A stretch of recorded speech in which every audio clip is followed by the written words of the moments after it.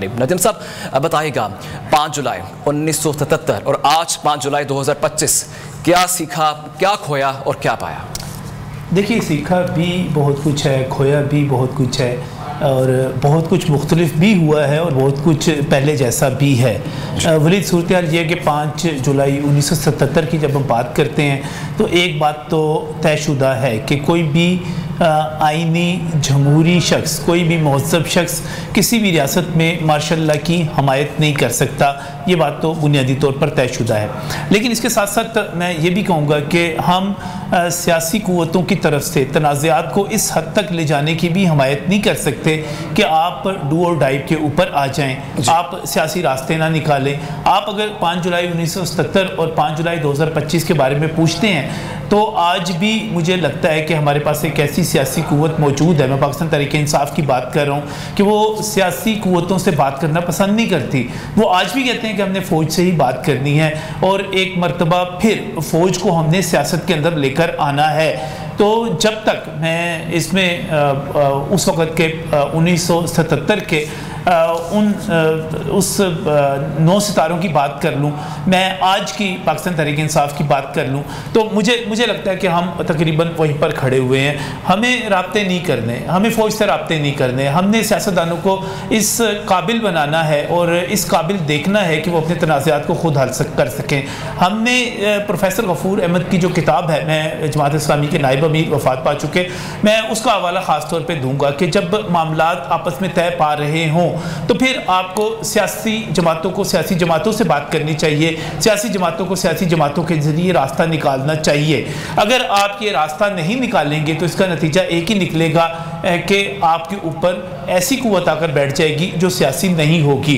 तो इस वक्त भी मौजूदा सूरत हाल आप देख लीजिए, प्राइम मिनिस्टर शहबाज शरीफ की तरफ से बार बार कहा जा रहा है आइए बैठते हैं, बैठकर बात करते हैं। बैरिस्टर गौहर से भी चंद रोज़ पहले जो मुसाफिया हुआ उसमें भी यही बात हुई। इस वक्त भी जो सूरत हाल है वो यही है कि पाकिस्तान तहरीक इंसाफ के बानी जो हैं वो सियासी जमातों से बात ही नहीं करना चाहते।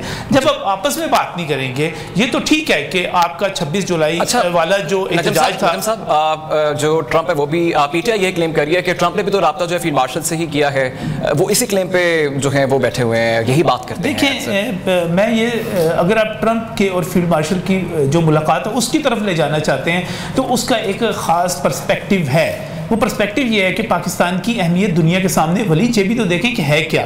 पाकिस्तान की अहमियत ये है कि पाकिस्तान खित्ते में एक ऐसी जगह पर है कि उसके एक तरफ चीन है, एक तरफ अफगानिस्तान है, एक तरफ ईरान है, एक तरफ हिंदुस्तान है। और जब आप हिंदुस्तान को शिकस्त फाश देंगे तो उसका नतीजा क्या निकलेगा?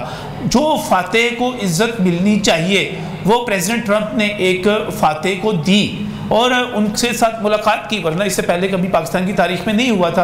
और पाकिस्तान की तारीख से भी मैं कुछ रोज़ पहले एक प्रोग्राम में मौजूद था और वहाँ पर हाइब्रिड निज़ाम की बात हो रही थी, तो मैंने ये बड़े वाज़ेह और साफ अल्फाज में कहा, मैंने कहा मुझे एक बात बता दीजिए कि अगर आप इस निज़ाम को हाइब्रिड निज़ाम कहते हैं, आप ये कहते हैं ये गैर आइनी है, ये गलत है, तो फिर दुरुस्त निज़ाम क्या है? कि आर्मी चीफ जो है प्राइम मिनिस्टर पर चढ़ दौड़े, प्राइम मिनिस्टर जो है वो आर्मी चीफ पर चढ़ दौड़े, चीफ जस्टिस जो है वो कुल्हाड़ा लेके खड़ा हुआ हो कि मैंने प्राइम मिनिस्टर को उसके ओहदे से हटा देना है। ऐसा नहीं है। देखिए, आइनी निज़ाम ये नहीं है। आइनी निज़ाम ये है कि रियासत की तमाम इकाइयाँ एक दूसरे के साथ मिलकर चलें, अपनी इतनी जगह पर काम करें। तो आज भी मैं कहूँगा कि इस वक्त अगर खलल है, कहीं पर कोई रुकावट है, कोई ख़तरा है, मईशत को ख़तरा है पाकिस्तान की, इवन अगर आप समाज से लेकर सियासत तक और जमहूरियत तक देखें को ख़तरा है, तो वो सिर्फ एक शख्स की वजह से है जो सियासी जमातों से बात नहीं करना चाहता। बात तो करनी होगी।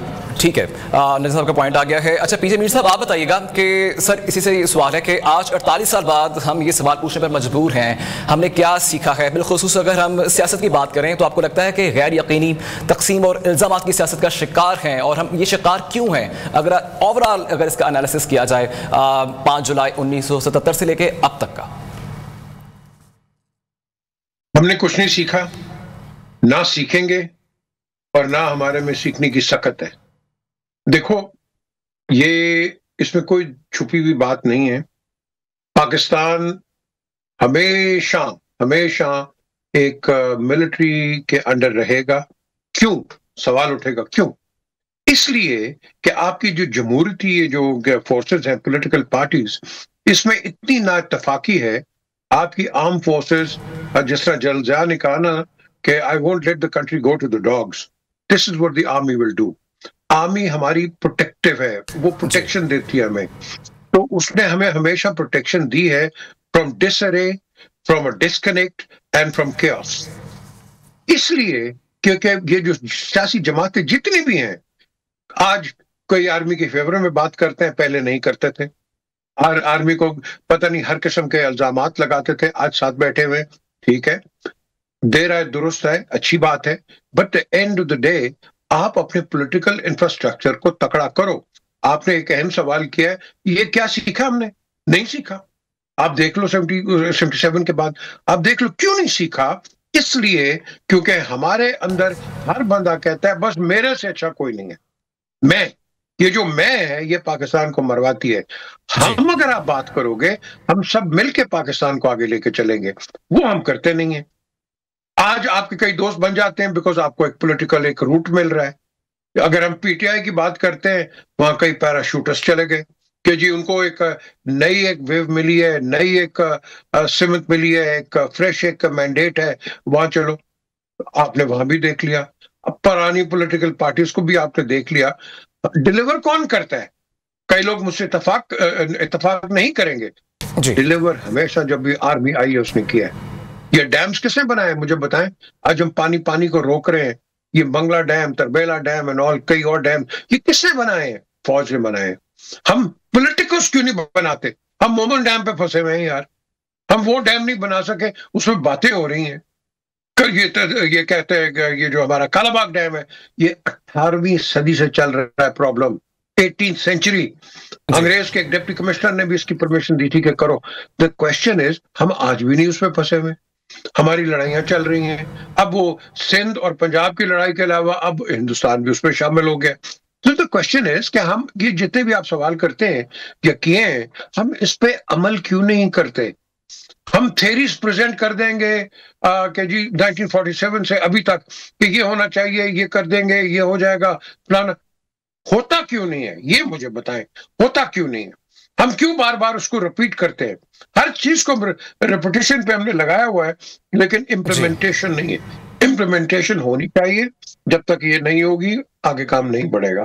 तो जो आपका सवाल है वो बिल्कुल मैं समझता हूं कि अनफॉर्चुनेटली इनवैलिड हो जाता है, because we ourselves are not doing it. क्या किसी और ने करना आके यार? तब्दीली कौन लेके आएगा? हम लेके आएंगे। हम कैसे लेके आएंगे? आपस में बैठे बातचीत करें, एक प्रॉब्लम है उसको रिजॉल्व करें। क्या हमने किसी और से इंस्ट्रक्शंस लेके करना है? हमने करना है, हर चीज हमने खुद करनी है। तो जब हम कर सकते हैं, और मैं समझता हूं कि इसके कई लोग हैं जो कि शायद बीच में स्पैनर्स भी डाले, लेकिन आपने तो पॉजिटिव रहना ना पाकिस्तान के लिए, पाकिस्तान फर्स्ट। अगर ये इनके दिमाग में आ जाए चीज, खुदा की कसम आपके पास कोई प्रॉब्लम नहीं है।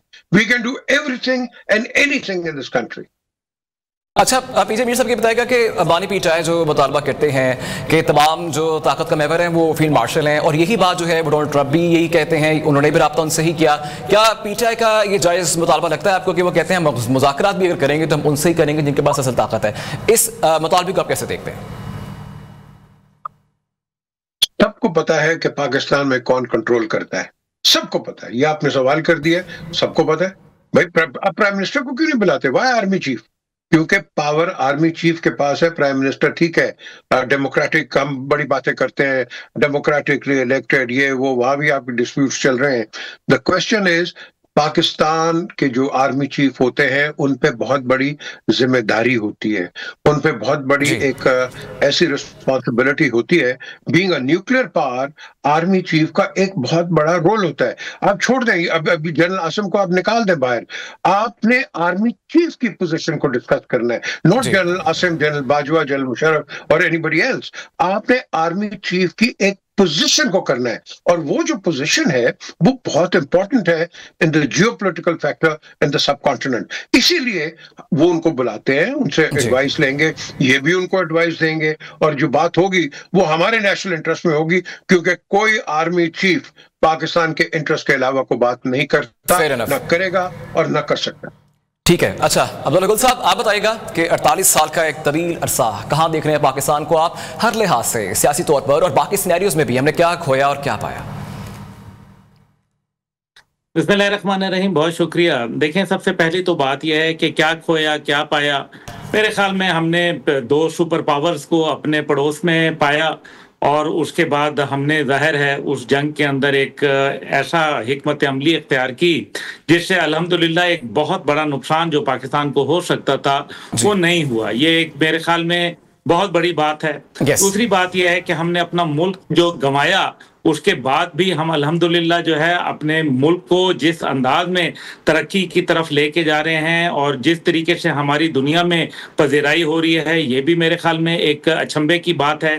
باوجود اس کے کہ ہمیں بہت ساری مشکلات ہیں، لیکن پاکستان کی جو ایک پوزیشن ہے اس کو پوری دنیا، خاص طور پہ موجودہ مارکہ حق کے اندر جو ہے پاک بھارت جنگ کے اندر، میرے خیال میں پاکستان کا قد کاٹ بہت بڑا۔ اب بات یہ ہے کہ ایسا کیوں ہوتا ہے کہ فوج جو ہے وہ درمیان میں آتی ہے؟ جب آپ نے دیکھا کہ جب پاکستان 2 لخت ہوا تو اس ٹائم پہ پہلے فوج کی جتنی بھی کوشش تھی اور جتنی بھی ان کی فوکس تھا وہ بیرونی دنیا کے اوپر تھا کہ دنیا کیا کر رہی ہے، لیکن ہمیں یہ پتہ چلا کہ اندرونی طور پر سیاستدانوں کے ذریعے ہم نے ایسا عمل کیا جس سے ملک 2 ٹکڑے ہو گیا۔